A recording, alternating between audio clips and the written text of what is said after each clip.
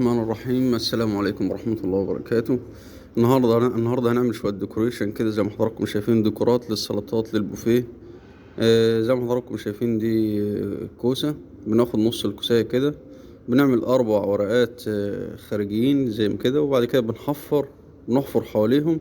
بس بنخلي بالنا على قد ما نقدر بالراحة، لأن الكوسة طرية مش ما تستحملش خبطة السكينة. لو الورقة اتخبطت مننا هتبوظ يعني. فنخلي بالنا على قد ما نقدر، وبعد كده ناخد الجزء التاني نبدأ بقى نعمل الورقة. وكل ورقة تكون رقيقة زي ما حضراتكم شايفين زي كده، وبعد كده نحفر حوالين كل ورقة زي كده.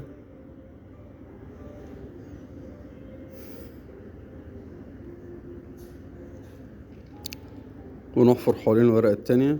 عملنا ورقتين، ونساوي بعد كده القلب زي ما حضراتكم شايفين لحد ما نوصل لحد النص، لحد قلب الكوساية. بعد ما بنخلصها بالشكل ده، طبعا هي ضم على بعضها، بنحطها في المية بتورق زي كده زي ما حضراتكم شايفين بالشكل الحلو ده الجميل ده. وردة بلدي اهي، للي عايز هذه الورد ممكن نعمل منها البوكيهات. تمام. دي برضو فلفل احمر. بنعمل كده، ناخد خط كده 7 وبعد كده خط 8. تمام. زي ما حضراتكم شايفين ممكن بتتعمل في الفلفل الاحمر، في الفلفل الاخضر، فلفل شطه زي كده، بتتفتح زي كده.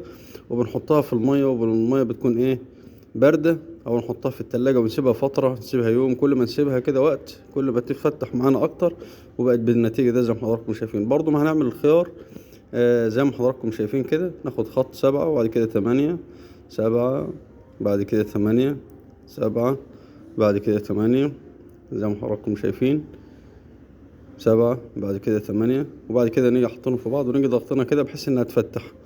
وبعد كده نحطها في المية برضو. تمام. تفتح معانا. دي طبعا واحدة عملناها فتحت بالشكل ده. تمام. نعمل لها قاعدة، وبعد كده هنعمل شكل تاني، وردة تانية زي ما حضراتكم شايفين.